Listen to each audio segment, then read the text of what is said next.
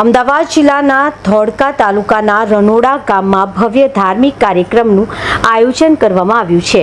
Shri boot શક્તિ માતાજી તથા શ્રી મિલડી માતાજીના આશીર્વાદથી શ્રી ભરતભાઈ કાંતિભાઈ ભરવાડ પરિવાર દ્વારા ભવ્ય શ્રી રામદેવ માનસ કથાનું આયોજન કરવામાં આવ્યું છે. આ કથા તારીખ 21 મે 2026 થી લઈને તારીખ 29 મે 2026 સુધી સતત 9 દિવસ સુધી યોજાશે, જેમાં દરરોજ સવારે 8 થી બપોરના 12 અને સાંજે 4 થી સાંજના 7 વાગ્યા સુધી કથાનો રસપાન ભક્તોને કરાવવામાં આવી રહ્યું છે. વિશેષ વાત એ છે કે ચારધામ યાત્રા પૂર્ણ કરીને પરત ફરેલા ગંગા સ્વરૂપ નાનીબેન કાંતિભાઈ ભરવાડ પરિવારના સભ્યોનું ભવ્ય સામૈયું અને પોથી યાત્રાનું પણ આયોજન કરવામાં આવ્યું છે.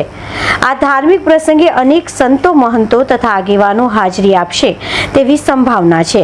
સાથે જ મહાપ્રસાદનું આયોજન પણ રાખવામાં આવ્યું હતું, જેમાં મોટી સંખ્યામાં ભાવિ ભક્તો જોડાયા હતા અને મહાપ્રસાદનો લાભ લઈ રહ્યા છે. વિશેષ વાત એ છે કે ભરતભાઈ કાંતિભાઈ ભરવાડના ઘરે કથા દરમિયાન રામદેવ પીર મહારાજ હાજરા હજુર છે તેનો એક પરચો તેઓને મળ્યો છે, અને તે પરચો શું છે તે આવો સાંભળીએ આપણે ભરતભાઈ કાંતિભાઈ ભરવાડના મુખેથી. મારું નામ ભગવાનભાઈ કરમણભાઈ હાજરા છે. રનોડા ગામમાં રામદેવજી મહારાજ કી જય, કૃષ્ણ કનૈયા લાલ કી જય. આજે રનોડા ગામમાં રામદેવ માનસની કથાનું આયોજન નાની બેન કાંતિભાઈ ભરવાડ તરફથી કરવામાં આવ્યું છે. એમના પુત્ર ભરતભાઈ કાંતિભાઈ ભરવાડે આયોજન કર્યું છે. આયોજન કરવા પાછળનો હેતુ એવું છે કે એમના મમ્મી નાની બેન 75 દિવસની યાત્રા કરીને આવ્યા છે. ભારત ભ્રમણ 4 ધામની યાત્રા કરીને એ નિમિત્તે આયોજન કર્યું છે. 21/5/2026 થી 29/5/2026 સુધી ભજન, ભોજન અને સપ્તાહનો કાર્યક્રમ રાખ્યો છે.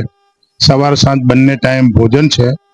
આખા ગામનો આમંત્રિત મહેમાનોનો જે બી કોઈ આવે એ બધાને પ્રસાદ લેવાનો નક્કી કર્યું છે કે બધાને જમાડવા, ભજન કરવું, ભોજન કરવું ને કથા કરવી.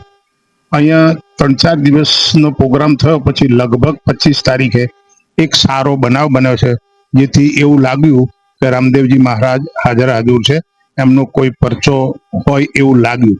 એની વધારે માહિતી ભરતભાઈ આપશે. ભરતભાઈ કાંતિભાઈ ભરવાડ, મારી મમ્મી અને મારી દીકરી બંને 4 ધામની યાત્રા પૂર્ણ કરીને ઘરે આવ્યા પછી રામદેવ માનસ કથા આપણે આયોજન કર્યું, અને રામદેવ માનસ કથામાં જે કંઈ ફાળો આવે એ બધું અનાથ આશ્રમમાં વપરાશે. જયદેવ સાધુ કરશે અનાથ આશ્રમ, અને રામદેવ પીર બાપાએ પરચો મને 25 તારીખે આપ્યો. રામદેવ બાપાને આમંત્રણ આપવા ગયો હું. રામદેવ બાપાને બેની એક આંખ થઈને મારા આંખું આવવા માંડે એટલે બાપાએ કહ્યું તમે આપોઆપ પધારો. એટલે બીજા દિવસે બાપાએ 8 કિલો જેવું દહીં હતું, એની અંદરથી 3 કિલો માખણ નીકળ્યું. તે છતાં એટલું ને એટલું દહીં રહ્યું અને માખણ વધતું હતું. પછી બાપા આપે વધાર્યા. બાપાની સમાધિ આપણે 25 તારીખે 11:15 આપેલી છે.